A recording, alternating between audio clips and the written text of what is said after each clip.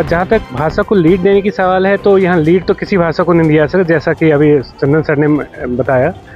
But मेरा personal विचार है कि भाषाएं तो बहुत है, संस्कृति बहुत सारी हमारे यहाँ भाषाएं बहुत है, तो हम कोई एक भाषा के साथ नहीं चल सकते। बट जहाँ तक कार्य भाषा की बात है, जैसे कहते हैं कि राज्य भाषा की बात होती है, उसके लिए एक भाषा का होना उचित है। क्योंकि कहीं भी दुनिया के किसी भी देश में जाएंगे तो आप पाएंगे कि हर देश की अपनी भाषा है, अपनी संस्कृति है, वही उनकी पहचान है। तो मेरे हिसाब से एक भाषा, नाम तो मैं नहीं ले पाऊँगा, आप जानते हैं कि कौन सी भाषा, चलो मैं नाम ले ही लेता हूँ। आप जानते हो हिंदी बहुल स्टेट्स है, काफ़ी सारे स्टेट्स है जिसमें हिंदी बोली जाती है, और इवन साउथ में भी जाएंगे हिंदी बोली नहीं जाती है बट लोग समझते हैं। तो मेरा विचार है कि एक ऐसी भाषा जिसमें कि पूरे संपूर्ण देश को या संपूर्ण बोलते हैं भूभाग को कवर कर सकती है, उस भाषा को हम कार्यकारी भाषा के या राजकीय भाषा के तौर पे यूज कर सकते हैं। बट इसका मतलब ये नहीं है कि हम एक ही भाषा अदर दूसरे स्टेट्स पे भी थोपें।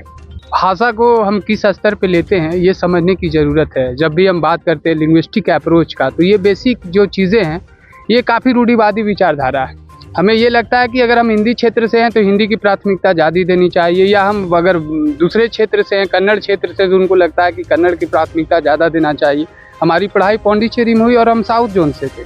साउथ जोन में 5 से 6 साल रहना हुआ, तो वहाँ भाषीय स्तर पे हमने देखा कि हम लोगों ने इंग्लिश में भी बात किया, थोड़ा थोड़ा तमिल भी हम लोगों ने बोला, और कहाँ जहाँ जैसी ज़रूरत है उस तरह से फ्लेक्सिबिलिटी के साथ लोग अपनी अपनी भाषा को लोग रखते हैं। मगर भाषा को सिर्फ ये नहीं रखा जाए कि it's only the symbol where we can present our identity. भाषा एक ज्ञान है, और उस ज्ञान की जो प्रवृत्ति है उसमें, जैसे हम पाली की बात करते हैं, आज कोई नहीं बात कर रहे हैं, पाली एक पूरी तरह से एक डॉक्यूमेंटेशन से, एक नॉलेज सोर्स है, मगर आज हम उसको कुछ नहीं कर पा रहे हैं। तो मुझे लगता है कि भाषा जिस परिप्रेक्ष्य में, जिस स्थिति में है, उस स्थिति में उसको जानना और उसको समझने की ज़रूरत है। सबका विचारधारा बहुत अलग अलग है, ये टॉपिक बहुत डाइवर्सिफाई है बिल्कुल, और इसको अगर एक वर्ड में बोला जाए तो वो बिल्कुल सही नहीं होगा। जैसे मेरा ये मानना है कि सबका जो अपना जो संस्कृति है सबका अलग अलग है, तो सब अपने जोन में जा करके वो सही हैं। तो अगर मानो अब हिंदी पे ही बात करो, आप हिंदी के लिए ही पूछ रहे हो ना, हिंदी भाषा को क्यों जोड़ देना चाहिए, तो नॉर्थ साइड में ज़्यादातर हम लोग हिंदी बात करते हैं, हिंदी बोलते हैं, तो हम लोग ना अपनी संस्कृति को जोड़ करके उसको बढ़ावा दें। हम लोग बेसिकली संस्कृति को आगे करके भाषा को उस स्तर पे लेके जा सकते हैं, ना कि मतलब ये है कि डिबेट करे कि ये सही है ये गलत है, वो नहीं कर सकते। अपने संस्कृति चीज़ों, जैसे भैया बोला कि मातृभाषा जो हम लोग है, वो हम लोग क्या करते हैं ना कि अपने मातृभाषा को ही पकड़ के आगे भी कहीं भी जाते हैं तो हमको लगता है इसी को अप्रोच करके आगे चलेंगे। नहीं, अगर कहीं भी हम लोग जाते हैं तो उसके चीज़ों को सीख करके हम लोग अपने चीज़ों को वहाँ भी बता सकते हैं, तो वहाँ भी हमारा भाषा का विस्तार हो रहा है, तो हम लोग को बेशक वो काम करना चाहिए। देश में किस भाषा को लीड देनी चाहिए?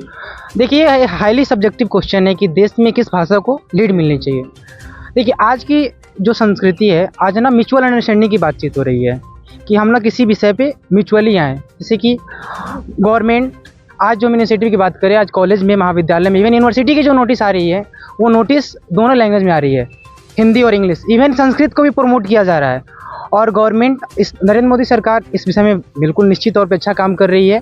हम अगर कॉलेज की बात करें तो वहाँ भी कुछ कुछ टीचर पहले चीज़ों को अगर इंग्लिश में बोलते हैं तो फिर हिंदी में उसको ट्रांसलेट करते हैं, ताकि जो आज जो ये नई शिक्षा नीति आई है, उस नीति के तहत से जो CUET के माध्यम से जो छात्र जो कि कति मतलब कहते हैं ना कि निचली स्तर से वो आ रहे हैं, अपने काबिलियत के बदौलत पर आज दिल्ली विश्वविद्यालय में पढ़ने आ रहे हैं, तो उन्हें अच्छा मतलब लग रहा है कि हाँ, हमारी भाषा, अपने लोग मिल रहे हैं, अपनी भाषा में बात कर रहे हैं, लोकल लैंग्वेज में बात कर रहे हैं। तो ऐसा नहीं है कि एक होता ना कि कल्चरल होमोजेनाइजेशन, तो वैसी चीज़ें नहीं होनी चाहिए कि डोमिनेंस ऑफ वन लैंग्वेज नहीं होना चाहिए। हम लोग म्यूचुअल एक्सक्लूसिविटी की बात करते हैं, तो जो हर लैंग्वेज को हम लोग को प्रमोट करना चाहिए।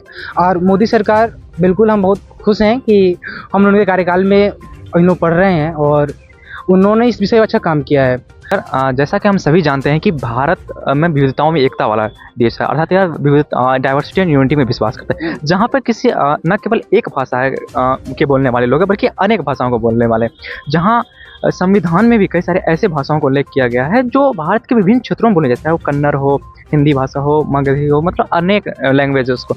लेकिन जब बात प्राथमिकता देने की बात, तो किसी एक लैंग्वेज को हम नहीं दे सकते। देखिए वैसे तो हमारे देश में कई सारे लैंग्वेजेस हैं। डिफरेंट स्टेट्स में जाते हैं तो कई सारे लैंग्वेज हैं, लेकिन मुझे लगता है कि जो मैक्सिमम लोग बोलते हैं, जो मैक्सिमम लोग समझते हैं, वो हिंदी भाषा को समझते हैं। और हमारे देश में हिंदी भाषी जो है वो काफ़ी ज़्यादा लोग हैं। तो मुझे लगता है कि इसको प्राथमिकता देना चाहिए और हर जगह जो है हिंदी बोलवाना ही चाहिए, क्योंकि बेसिकली जो ज़्यादातर मैक्सिमम लोग होते हैं ग्रामीण क्षेत्र से आते हैं, पढ़े लिखे नहीं होते उतना, उनको अंग्रेजी टर्म का इस्तेमाल करते उनको समझ में नहीं आता है, और जिसकी वजह से कई सारे मामलों में पीछे चले जाते हैं, क्योंकि उनको समझ ही नहीं आएगा तो पीछे चले जाएंगे। तो ऑब्वियसली वो अगर हिंदी लैंग्वेज जानते हैं और उनको हम किसी चीज़ को, कोई भारत सरकार का योजना हो या फिर कोई राज्य का योजना है, उसको हम बेहतर तरीके से उनको हिंदी में समझाएं तो मुझे लगता है वो बेहतर तरीके से समझ पाएंगे। देखिए सर, अगर हम अपने देश में भाषा की बात करें तो इसमें थोड़ा मैं बायस्ड हूँ, क्योंकि सर मैं चाहता हूँ कि किसी भी हद से हमारे देश में हिंदी भाषा को बढ़ावा देना ही चाहिए। क्योंकि सर जब संस्कृति की हम बात करते हैं कि हमें दूसरे देश की संस्कृति का अध्ययन करना चाहिए, सर ये बात बिल्कुल सही है कि हमें दूसरे देश की संस्कृति का अध्ययन करके अपने संस्कृति का विकास करना चाहिए। मैं कहीं से इसका इनकार नहीं करता हूँ, और ना ही मैं इसका इनकार करता हूँ कि पूरे इंडिया में जितनी लैंग्वेज है सबका हमें अध्ययन भी करना चाहिए। लेकिन सर मुझे जहाँ तक लगता है सर कि अगर हम हिंदी को बढ़ावा देंगे तो कहीं ना कहीं हमारी भारत और विकसित होगा।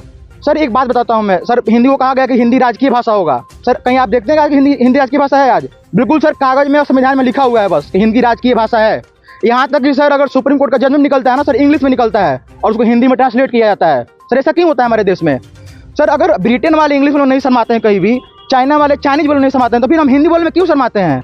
और हमें ये काम करना चाहिए कि हमें हिंदी को 20 पटल पर ले जाकर और उसको विकसित करना चाहिए कि हम यूएनओ में जाकर भी हिंदी बोल सकें। सब लोगों की अपनी अपनी राय थी और हम पूछते प्रोफेसर से उनकी क्या राय है। अच्छा, बच्चों ने अपनी बातें रखी, मैंने भी रखा था। भाषा फिर मैं एक बार दोहराना चाहूँगा कि भाषा जो है एक सामने वालों को समझने की और उसकी समस्याओं को समझने का एक माध्यम है। आपका जितना कम्युनिकेशन स्किल यानी संचार का जो माध्यम है भाषा, जितना बेहतर होगा उतना बेहतर आप लोगों को समझ सकते हैं और उनकी समस्याओं का समाधान कर सकते हैं और उनका साथ आपके साथ हो सकता है। बच्चों ने कहा कि संविधान में लिखा हुआ है हिंदी हमारा भाषा है, उसकी राजकीय भाषा है, और कुछ बच्चों ने कहा कि उसको व्यवहार में नहीं अपनाया। सही बात बच्चों ने कहा और मैं इस चीज़ को मानता हूँ। जैसे कि अभी दिल्ली विश्वविद्यालय के बच्चे हमारे साथ हैं, CUC लॉन्च किया और बिल्कुल गांव, छोटे छोटे गांवों से, कस्बों से बच्चे निकल के एंट्रेंस दिए और निकल कर आए हुए हैं यहाँ पे दिल्ली विश्वविद्यालय में पढ़ने के लिए। मेरी जहाँ तक समझ है, मैं कॉलेज में प्रोफेसर हूँ, पढ़ाता भी हूँ, बच्चों को इंग्लिश की, अंग्रेजी की जानकारी बिल्कुल नहीं, थोड़ी सी समझ है बच्चों को। और पहले जब हम लोग क्लासेस लेते थे तो कहीं ना कहीं CBSE के जो बच्चे होते थे तो उनका ज़्यादा प्रभुत्व डोमिनेंस होता था, तो वो हिंदी समझ नहीं पाते थे। आज हमें हिंदी में ज़्यादा पढ़ाना पड़ता है बच्चों को और समझाना पड़ता है, क्योंकि वो गांव से आए हुए हैं। तो देखिए कैसे एक संचार के माध्यम से बच्चों की जो समस्या है, एक शिक्षा, एक प्राइमरी डेवलपमेंट का स्टेज होता है, वहीं से बच्चे एक कितना बेहतर समझ पा रहे हैं चीज़ों को और उस चीज़ को अपने लाइफ में इम्प्लीमेंट कर पा रहे हैं। तो कुछ बच्चों ने एग्ज़ाम, UPSC एग्ज़ाम की भी बात की कि वहाँ पे क्वेश्चन पेपर इंग्लिश में उसका मायने अच्छे से समझ में आता है, अंग्रेजी में अगर देखें तो गूगल से ट्रांसलेट होता है, वो मुझे पता है। बच्चों ने कहा कि चंद्रयान से लेकर आते हैं, नहीं बच्चों, गूगल तो देवता कुछ भी ट्रांसलेट कर दे, कुछ भी का। जैसे कहीं क्लास डिस्पर्सल का लिखा हुआ था, कक्षाओं का विसर्जन, तब इससे क्या मायने लिखा है? हिंदी एक ऐसा भाषा है जिसके एक शब्द के अलग अलग मायने होते हैं। तो मेरा मानना है कि भारत कहीं ना कहीं बहुसंस्कृति और बहुभाषीय देश है और इसको कहीं एक धागे में बांधने की ज़रूरत है। और जो आप एक भाषा की बात कर रहे हैं तो कहीं ना इस चीज़ को सफल करने के लिए हिंदी जो भाषा है सारे संस्कृति और भाषाओं को एक माले में पिरोने के लिए बेहतर है। और लोग अन्य भाषाओं को भी बढ़ाने, जैसे हमारे कॉलेज में तमिल भी को भी पढ़ाया जा रहा है, उर्दू भी पढ़ाया जा रहा है, कन्नड़ भी बच्चों ने बताया। तो हमें किसी पे इम्पोज नहीं कर, जैसे अंग्रेजी को इम्पोज किया गया, जैसे अभी एक JNU से तो उन्होंने मैक्स मुलर की बात की, तो हमें पूर्व की जो शिक्षा नीति थी और पूर्व की जो सरकारें थी उन्होंने अंग्रेजी को इम्पोज किया। और जो सो कॉल्ड इंटेलेक्चुअल वाला जो कंसेप्ट है कि 4 लाइन इंग्लिश बोल दिया लेकिन धराते इकोसिस्टम वाला AC रूम में बैठ के किसानों के लिए पॉलिसी बना रहे हैं, लेकिन किसानों के बारे में जानकारी नहीं है, खेती के में क्या हर किसी को कहते हैं और बैल किसे कहते हैं, ट्रैक्टर क्या होता है, नॉलेज नहीं है। बस उन्होंने सो कॉल्ड इंग्लिश वाला कॉन्सेप्ट और था। और लेकिन आज की जो सरकार है लोगों की भाषा को समझ रही है। मोदी जी भी कहीं जाते हैं तो चुनाव में तो भोजपुरी में भी बोलते हैं, तमिल में भी बोलते हैं, क्योंकि वो अपनी समस्याओं, वो अपनी चीज़ों को लोगों को समझा पाते हैं और लोगों की समस्याओं को समझ पाते हैं। आप देख रहे हैं वार्ता 24।